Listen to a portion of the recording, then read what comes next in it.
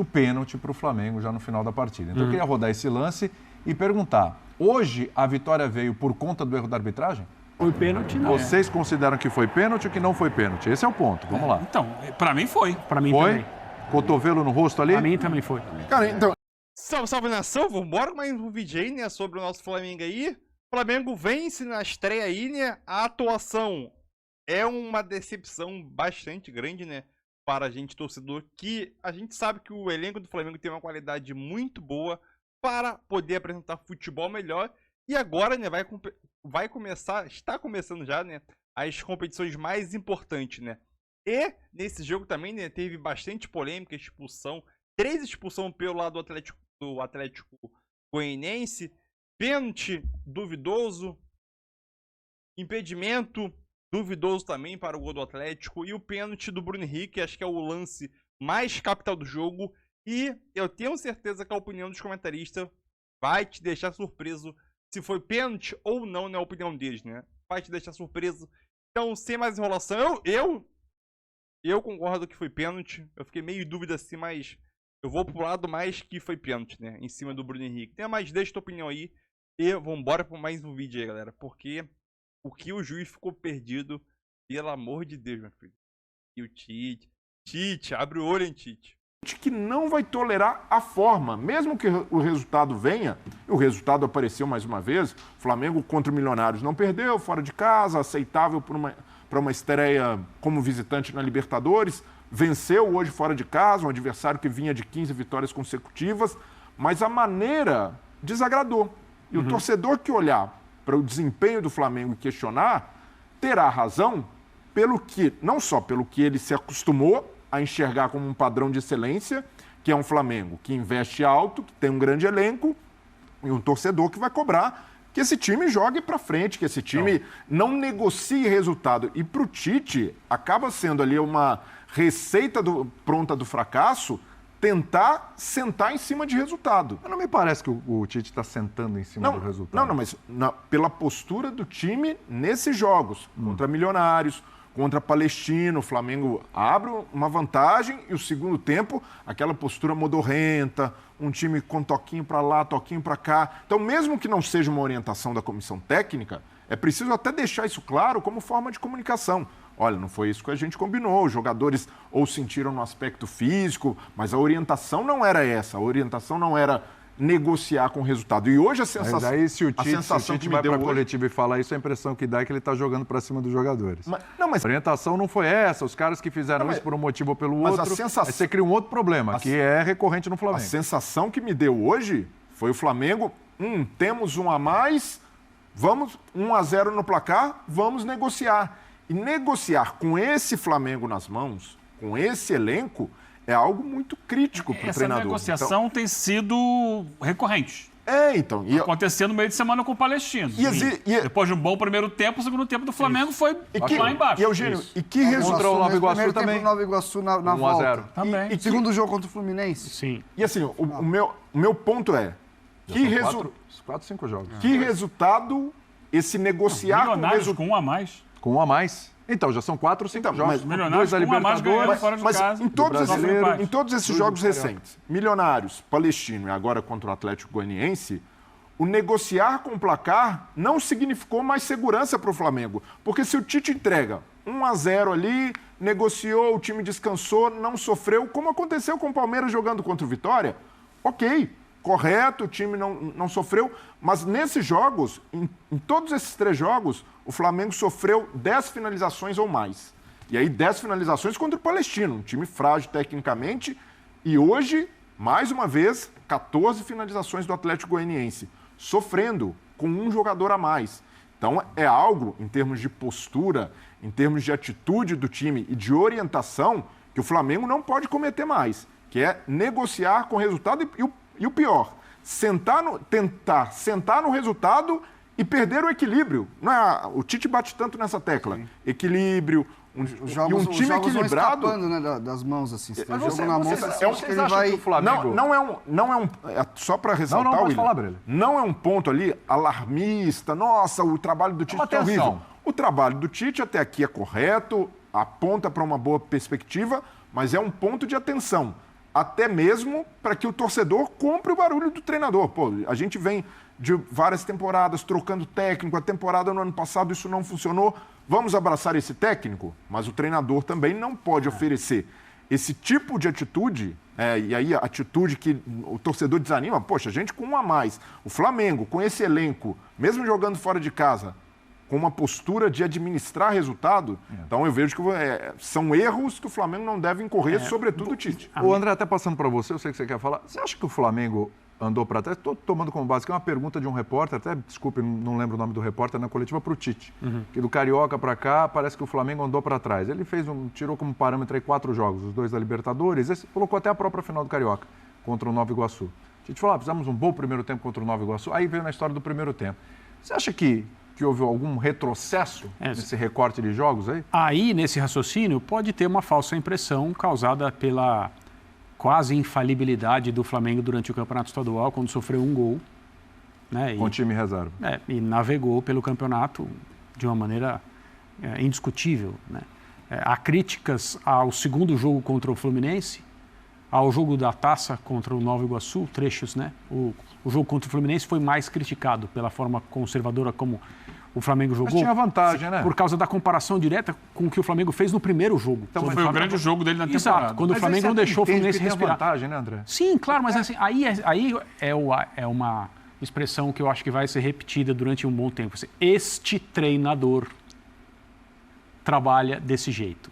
A minha impressão de algo que deve estar deixando o Tite incomodado, a comissão técnica dele também, é que assim, a impressão de solidez defensiva, que é o que indiscutivelmente ele buscou no campeonato estadual, na construção do time, não só porque ele trabalha assim, não só porque essa é uma convicção dele, mas porque também, se a gente lembrar de 2023, o tal momento sem a bola do Flamengo era uma vergonha.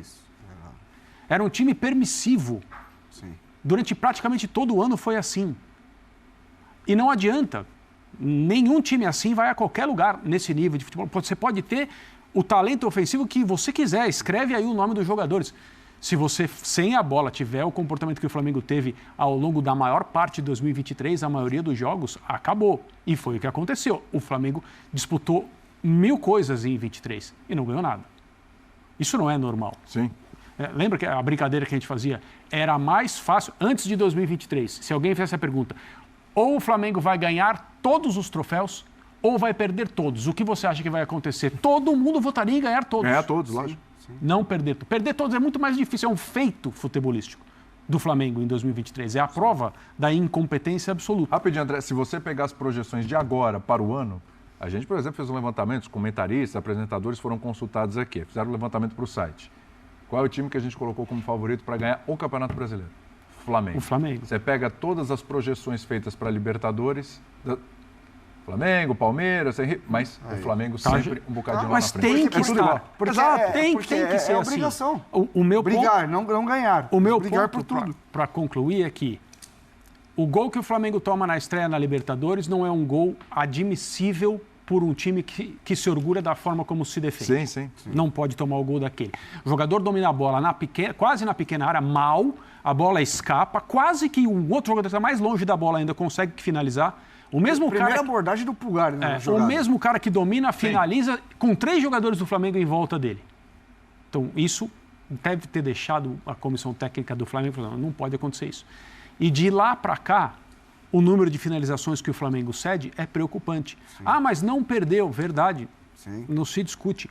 O problema, além do torcedor falar, uma boa parte da torcida do Flamengo não aceita apenas o resultado, precisa de um futebol que encha os olhos e tudo mais, isso é uma questão de gosto. Eu estou falando de uma outra questão, que é um time que está sendo construído inicialmente para ser defensivamente competente e depois deixar o talento fluir. Há 4 atuações não tem conseguido fazer isso. Verdade. Esse, para mim, é aliás, e hoje, até para a gente colocar, porque a gente vai ter que falar do jogo do Corinthians aqui na sequência, o tempo está curto, mas para não deixar passar, porque é um lance extremamente polêmico, acho que envolvendo a arbitragem o mais polêmico do jogo, que é justamente o pênalti para o Flamengo já no final da partida. Então eu queria rodar esse lance e perguntar, hoje a vitória veio por conta do erro da arbitragem? Eles colocam na conta? E aí eu peço pra gente colocar o último lance do jogo. Depende se você considera o Aí, ó. pênalti um erro da arbitragem ou não. Se você achou que foi pênalti, não. Vocês consideram que foi pênalti ou que não foi pênalti? Esse é o ponto. Vamos lá. Então, pra mim foi. Pra mim Foi? também. Cotovelo no rosto ali? Pra mim também foi. Cara, então, eu discordo. Pra mim é pênalti, mas uma falta e não uma agressão. Ele expulsa o Maguinho. Pra mim, ele tenta subir. É imprudente. É movimento de impulsão ou é imprudência mesmo? Não, Deu com o ele cotovelo abre mais no o rosto? braço do que o Do que necessário. deveria. Ele foi imprudente, mas não com intuito de agressão. Não vi Eu não uma acho que ele jogada quis dar uma violenta. cotovelada na cara do adversário, mas ele Então, mas acertou o rosto. eu achei a expulsão exagerada. E pra mim, É isso. Sim, sim. Eu fecho com você nisso aí. mas nesse caso, é um lance, é uma falta interpretativa. O árbitro ali no campo interpretou que não foi falta. O VAR chamou para revisar, nesse caso, um lance interpretativo. E aí eu discordo, porque se o árbitro tem de marcar, que marque ele no campo. Não foi uma agressão, acho que todos nós concordamos aqui, um lance, para mim, pênalti. Eu, se estivesse no campo, teria marcado o pênalti e, no máximo, dado um cartão amarelo para o Maguinho, pela imprudência de subir com esse braço aberto. Então, achei um exagero a expulsão, mas não questiono a marcação do pênalti, até porque o Bruno Henrique depois a boca sangra porque ele tomou uma pancada, de fato, uma pancada ali. Nessa ele foi altura, imprudente, né? atrapalha o Bruno Henrique a subir. Acho que a palavra é essa, não vejo maldade, acho que imprudente. Você vai subir, por mais que você tenha que fazer o movimento do braço, você está sentindo o corpo do adversário ali.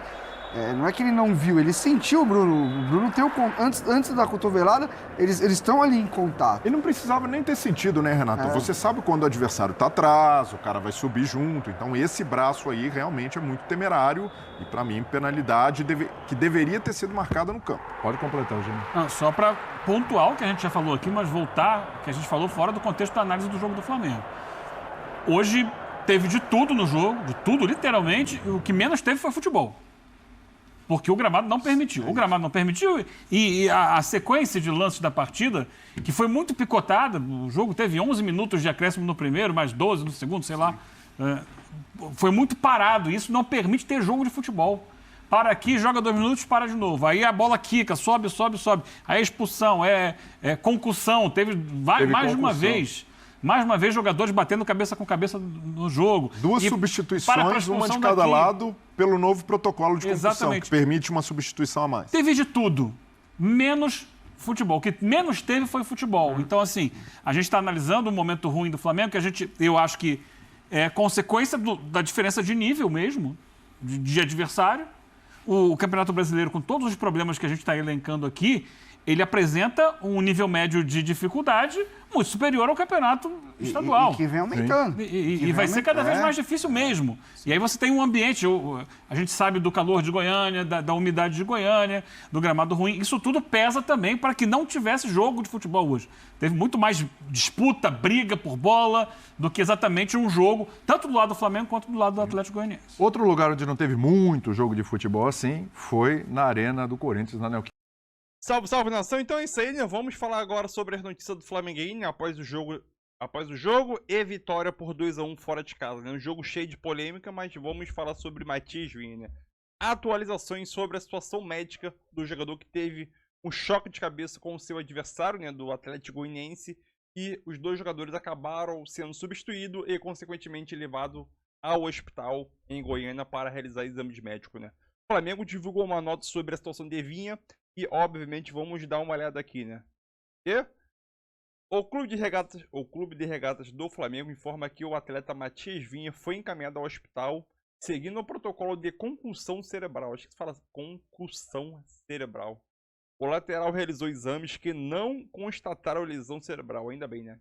Segue o acompanhamento pelo Departamento Médico Rubro-Negro e retorna com a delegação ao Rio de Janeiro. Então, não aconteceu nada e o jogador deve retornar ao Rio de Janeiro junto com a delegação, né? Então aquilo, foi uma situação delicada para quem viu o lance aí, né? Muito delicado, espero que ele consiga se recuperar da melhor maneira possível e retornar aos treinamentos, né? E vamos falar sobre o lance capital aí, né? O lance capital que geral está sendo questionado aí, né? Sobre o Bruno Henrique, sei lá o que, se foi pênalti, não foi pênalti. O Bruno Henrique, após o jogo, ele posta uma foto nas suas redes sociais falando sobre o corte que levou na boca, né? Após a cotovelada do jogador Atlético Goianiense que foi expulso e, consequentemente, teve o pênalti. O Pedro bateu, confirmou e depois de 5 minutos mais ou menos o jogo acabou, né? Porque o que teve de acréscimo nesse jogo não estava no gibi, né? Então, esse aqui é o corte, um corte bastante, teoricamente, ele meio profundo e, teoricamente, bastante extenso aqui, né? Pelo lábio, entrando ali em sentido aos dentes, né? A cara dentária ali. Foi um corte bastante profundo e é aquilo. Muita gente questiona se foi pênalti, não foi pênalti, pegou de raspão e agora a gente vê a foto do Bruno Henrique aí e fala sim que pegou. Pegou bem legal ali na região da boca do Bruno Henrique e foi pênalti. No começo, é aquilo. No começo, sem muitas imagens, né? Pô, será que foi pênalti? Será que não pegou? Pô, tô em dúvida. E o lance era meio duvidoso. Duvidoso no sentido de interpretação. Porque cada um tem sua interpretação. E até quando eu vi o lance mais 10 vezes para ter certeza se foi pênalti ou não, né? Eu fiquei em dúvida. E depois de um tempo, eu tive a certeza que foi pênalti. E, consequentemente, a foto do Bruno Henrique ajuda muito aí que a cotovelo pegou, sim. E foi pênalti, né? O pênalti bem marcado, mas obviamente tá gerando bastante repercussão aí. Faz parte. Qualquer coisa em relação ao Flamengo gera muita repercussão. Ou a favor ou contra, né? Sabemos que Flamengo, Palmeiras, Corinthians, todo mundo vai ser beneficiado e prejudicado no campeonato. Isso faz parte, né? Enquanto não tiver como que é? Aquele sistema de VAR, de árbitro de vídeo, né? Semi-automático, geralmente é utilizado em Copa do Mundo, UEFA, Champions League, essas coisas. Premier League também, se não tem. Premier League tem, se não me engano. Ou não. Não tô lembrado se tem ou não. Mas esse Copa do Mundo e Champions League, aquele ali é o top do top, né? Mas a CBF não quer soltar o money, né, pra comprar. O investimento é caro, mas vai ter tanto questão de reclamação de arbitragem, né? No meu ver, né? Mas é isso aí, tamo junto. Deixa tua opinião e é isso aí, galera.